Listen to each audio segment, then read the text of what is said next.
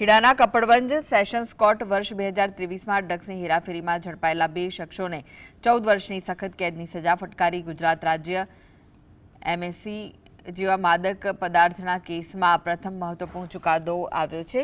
NDPS ગુનામાં આરોપી રઈશ મહંમદ પાસેથી 1.14 ગ્રામ અને બીજા આરોપી ફૈયાઝ અહેમદ પાસેથી 464 ગ્રામ જેટલો ડ્રગ્સનો જથ્થો મળી આવ્યો। કોર્ટે બંને આરોપીઓ રઈશ મહંમદ અને ફૈયાઝ અહેમદને આ ખતરનાક ડ્રગ્સના ગુનામાં દોષિત ઠેરવી 14 વર્ષની કેદની સજા ફટકારી છે।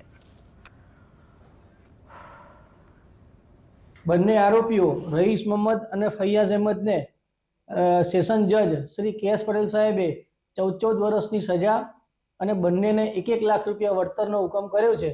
બંને આરોપીઓ જ્યારથી પકડાયા ત્યારથી જ્યુડિશિયલ કસ્ટડીમાં હોય, એમને જામીન આપ્યા ના હોય, પરત જ્યુડિશિયલ કસ્ટડીમાં આજરોજ મોકલી દીધેલ।